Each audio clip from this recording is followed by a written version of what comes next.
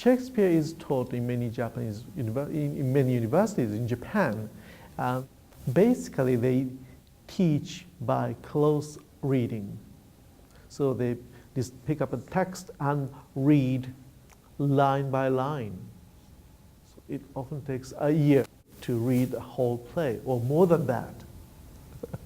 But that will help us to understand the language, and also it will enable us to read Shakespeare very, very carefully.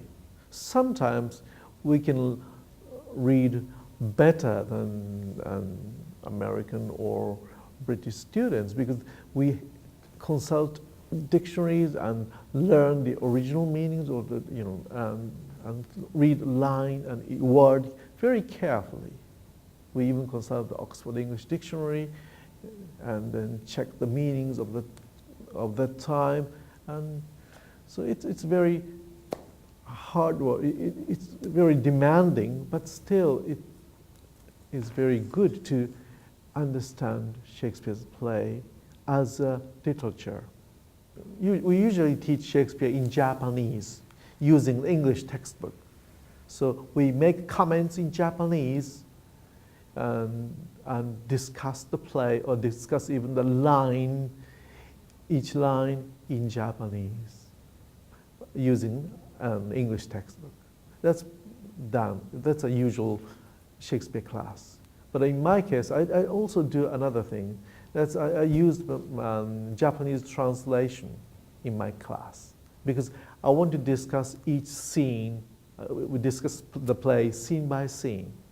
So I ask students to read one scene and ask them to discuss the scene, and then we bring the videos of productions. And we also see the scene and how the director interprets the scene or the play. And it's based on a discussion-based class is what I do as well. So I bring Japanese productions, and also we have chances to compare the same scene produced by Japanese director, British director, and also the American or other global directors. I usually use one by Ninagawa Yukio. It's a the video of his production, and also Kenneth Branagh's Hamlet. And I sometimes use an Olivier as well, and there's one American Hamlet as well. I've got a name. So Almeida, I also use an Almeida's Hamlet. And I sometimes encourage my students to watch Rosencrantz and Guildenstern Are Dead. That will help them to see Hamlet from another point of view. So I use lots of different films and production, video recordings of production, and compare one scene or one line. How they interpret those scenes or lines will, encourage students to read a play from various points of view, and they can learn how to enjoy a play in many ways. That will be an exciting experience for my students as well. I usually use the one by Kazuko Matsuoka. She is probably the only one female translator of Shakespeare, and she's actually doing the whole of the canon on her own. So she's going to translate single-handedly the whole plays by Shakespeare. What is the good about her translation is when the Shakespeare's plays are translated by Japanese male scholars or male translators, the language of female characters are sometimes stereotypical. It's just a reflection of the images, how women should talk.